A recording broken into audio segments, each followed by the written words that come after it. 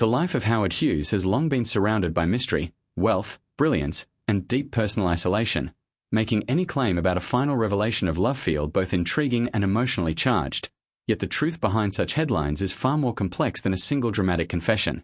Hughes was not only one of the most influential figures of his time, known for his work in aviation, film production, and business innovation, but also a deeply private individual whose personal life became increasingly guarded as he grew older.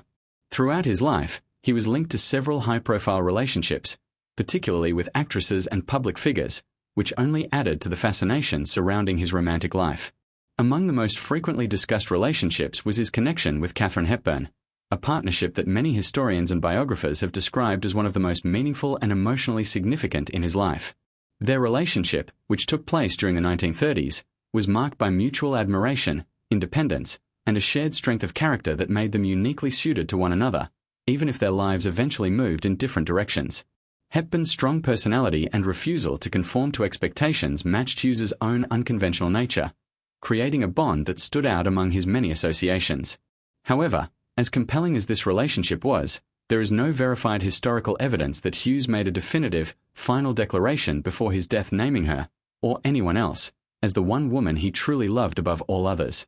Instead, what exists are interpretations, personal accounts, and retrospective analyses that attempt to piece together the emotional reality of a man who became increasingly reclusive over time.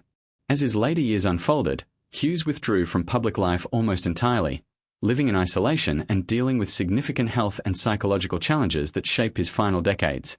This period of seclusion makes the idea of a clear, documented final revelation highly unlikely, as his interactions with others became limited and often controlled. His legacy, therefore, is not defined by a single romantic confession, but by the complexity of his relationships and the contradictions within his personality. He was a man capable of intense connection, yet also of deep withdrawal, someone who sought companionship but ultimately retreated into solitude. The fascination with identifying the one woman he loved most speaks more to the human desire for simple narratives than to the reality of his life, which was anything but simple. His relationships, including those with figures like Hepburn, were significant in different ways and at different times, reflecting various aspects of his personality and emotional needs.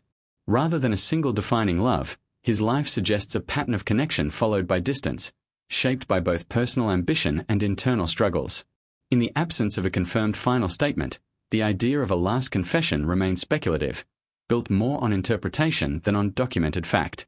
What can be said with greater certainty is that Hughes's story is one of brilliance intertwined with isolation, where personal relationships played an important role but were often overshadowed by his increasing withdrawal from the world. Understanding his life requires accepting that not every story resolves into a single, clear answer, and that some of the most intriguing figures in history leave behind questions rather than conclusions.